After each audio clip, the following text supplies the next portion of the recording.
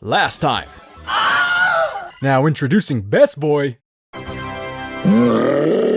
With the depth counter currently at... You'll need to watch the previous episode to see why there's a 0.5 value. Anyway, let's go! Heatran has 4 attacks, but the problem child would be Expanding Magma. When Heatran's friendship gauge reaches a certain point, then Expanding Magma will activate. 1/5 for the first one, over half for the second, and about 4/5 for the third and final puddle. Note, the pause assist cannot stop Expanding Magma from activating. Quarter Raichu for additional support, as it's pretty tiring to circle hundreds of loops while avoiding being damaged. Maybe a second Raichu could help? Definitely helped. That capture was tiring. A quest today will give your styler gains. Oh, my beloved Tiffany. Always good to see you again.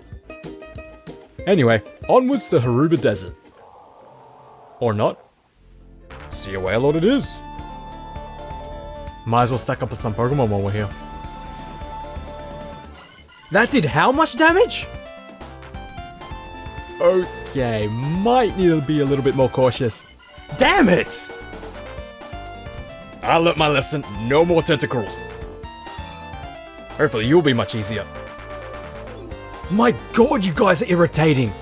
Thankfully my shield arm will... Right. Underwater mission. Have I mentioned that I hate horde battles?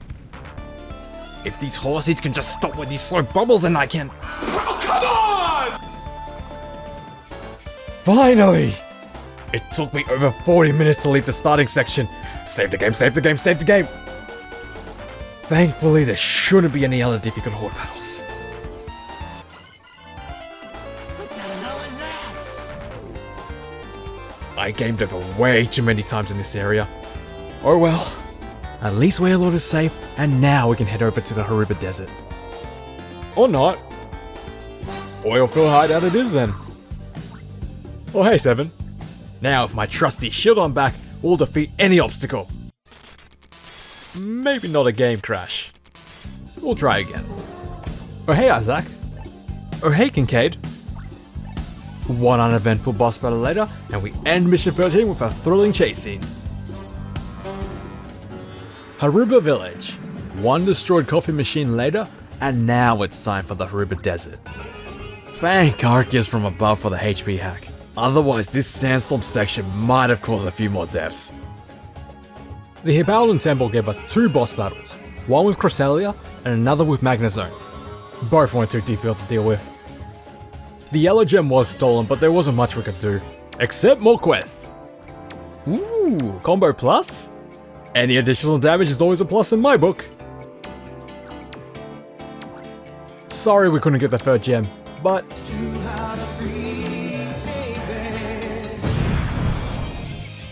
An explosive interruption to commence mission 15. Heath selected by and... Garchomp were real pushovers, but the real pets were wheelers bidoofs. If you guys can stop moving, then I can...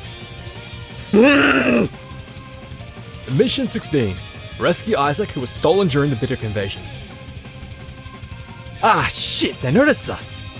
But not an issue when your homie's got your back.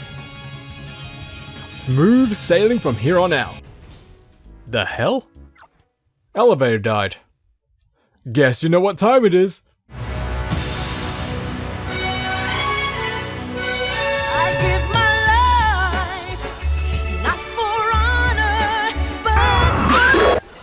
The hell? I wasn't ready! Door over! Damn it! Well, this time my Snowcomb army and I are ready. Maybe ground support? Definitely ground support. Not my favorite assist, but pretty useful in the crowd. All these fully evolved Pokemon weren't that difficult to deal with, including the ones that were in hordes. Okay, maybe I was a little too cocky. Back-to-back stupid mistakes. Just rolled a crusty clip. What the hell is that? There you go. If I don't play like ass, then it won't be too bad. Oh hey Isaac. Got challenged by some morphles. You right there, buddy? Well, whatever. It should be fine. What? What the fuck? Went looking for some additional support, but sometimes just using the stop assist in the perfect spot can be enough. Now, time for the Altru Tower. Heath, Larvana, and weren't that difficult. Even their tag team efforts were pretty much a walkover. Okay, maybe I did have some close encounters. The summon of the Altru Tower. Not too difficult to deal with Blake and his Dusknoll, but now it's time for the actual boss battle. Yeah, analysis time. Darkrai has 3 phases. In the first phase, it will use Black Blade and Sonic Boom. Honestly, this section is easy enough where Poke Assist isn't needed. The second phase commences when a third of Darkrai's HP is depleted, activating Dark Pulse as a permanent hazard. Black Blade also randomly alternates between a Quickfire and standard variants. In the final phase, Darkrai summons a Genki Dama, named Black Hole, that leaks craters onto the battlefield as another periodic hazard. Additionally, Sonic Boom can also randomly alternate between having 1 to 2 booms at a time. Rather difficult to dodge all that crap while maintaining a solid capture. Sonic Boom and Dark Pulse do have finicky hitboxes, but rather lenient in your favour, though Black Hole's a complete pain in the ass.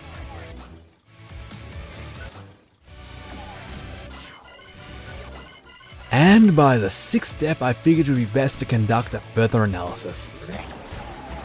Heads up, this is all experimental footage and not an actual attempt. Shout out to my potato of a laptop back in 2010 that made my circle skills look godlike in Guardian Signs. Anyway, Dark Pulse appears every 5 seconds with an uptime of 1 whole second. Black Hole is a bit sporadic, but let's just say it spawns between 1 to 3 seconds. A crater time of 1 second, and a fade time of under half a second. It should be noted that only the Black Hole crater does damage. The falling purple blob and the crater fading won't hurt you. Now with this newfound knowledge, I was able to optimize my timing to attack. Though this battle can be bloody cheap sometimes. Eventually I found out that, gasp, the higher the Poke Assist level, the longer the assist duration. I don't know why I didn't think of this earlier, but better late than never.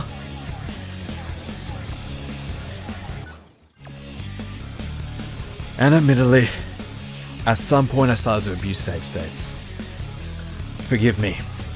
The prior Dusknoll battle before the actual Darkrai confrontation averaged around 15 minutes per capture, and I've already lost dozens of times. So this probably saved my shoulders hours of unnecessary strain. Anyway, all I can do now is hang in there and show persistence. Nothing in the world can take the place of persistence. Persistence and determination alone are all powerful. Show that you don't have to be defeated by anything. If you attempt each and every day to achieve these things, the results will make themselves obvious to you. I finally did it! I'm kinda disappointed. Only 30 deaths! To be honest, I was expecting more. To be fair, the HP hack probably prevented like 20 deaths. But this was fun, even though my shoulder was sore afterwards. If I can find a 0 XP hack for Guardian Signs, then I'll probably attempt that as well. Appreciate anyone who can provide those codes. Anyway, take care and have a good one.